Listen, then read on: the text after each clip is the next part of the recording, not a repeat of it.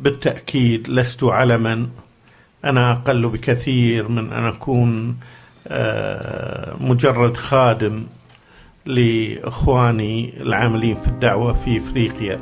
خادم فقراء إفريقيا، سراج العمل الخيري في القارة السمراء، الطبيب الكويتي الذي سخر حياته للدعوة إلى الله في إفريقيا لمدة 30 سنة. كنت طبيب في السابق وأخصائي، وطلقت الطب طلقة بائنة منذ أكثر من 28 سنة من اليوم الأول لأن وضعت أقدامي في إفريقيا.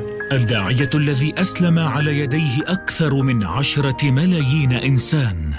ونحمد الله ونشكره أن نسبة المسلمين ارتفعت خلال 28 سنة من نسبة 17% إلى أكثر من 51% الآن. إنه عبد الرحمن السميط، مؤسس ورئيس جمعية العون المباشر. ولد السميط عام 1947 في الكويت. أنهى دراسة الطب والجراحة عام 1972. عمل طبيباً ممارساً في كندا عام 1974، وطبيباً متخصصاً في مستشفى كلية الملوك بلندن، وعمل طبيباً متخصصاً في أمراض الجهاز الهضمي بمستشفى الصباح في الكويت عام 1980. لكن حياة الطبيب ستنقلب عندما يقرأ دراسة ميدانية عن تنصير مسلمي إفريقيا السمراء، فقد تنصر من أبناء المسلمين عشرات الآلاف. إخواني النصارى عندهم إمكانيات كبيرة جدا، عندهم 6.25 مليون شخص منصر متفرغ. العام الماضي ما تم جمعه لأغراض التنصير 365 مليار دولار.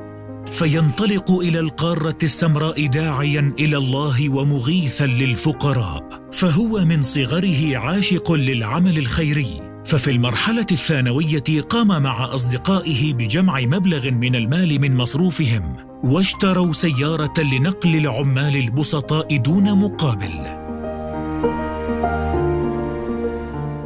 ترك الطبيب مباهج الحياة وانطلق داعياً إلى الله والعمل الإغاثي إلى أفقر مناطق العالم.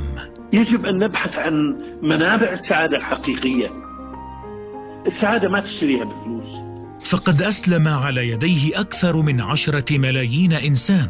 الآن سنويا يسلم حوالي 1,000,000 شخص في إفريقيا، وأنا أتوقع أن سيزداد عدد المسلمين إذا لم يطرأ شيء كبير جدا ويأثر على العمل هناك. وقد بنى أكثر من 5,000 مسجد، ووزع 7 ملايين مصحف باللغة العربية واللغات الإفريقية. سجلنا أرض باسمنا وبنينا عليها مسجد.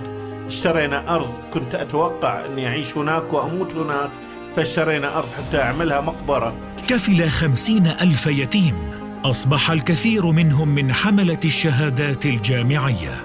في سنة واحدة من أيتامنا تم تخريج 30 طبيب مسلم، 12 مهندس، 6 محاسبين، و6 يحملون الدكتوراه غير التخصصات الأخرى.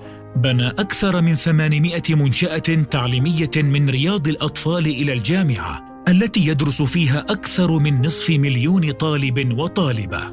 بفضل الله بعد 3 شهور ما كان في ولا طالب لا زال يعلق الصليب، ما كان في ولا طالب ما أسلم ويصلي قيام الليل. حفر أكثر من 12,000 بئر، بنى 90 مستوصفاً ومستشفى، أنشأ 10 محطات إذاعية. لما بدينا إذاعة في توغو واشترطت على الأخوان أن ما يبدأ البث إلا بعد أن يوفروا 1000 ساعة من التسجيلات الأرشيف، لأن إذاعاتنا الأف ام الصغيرة فيها شخصين يبثون حتى نوفر فلوس.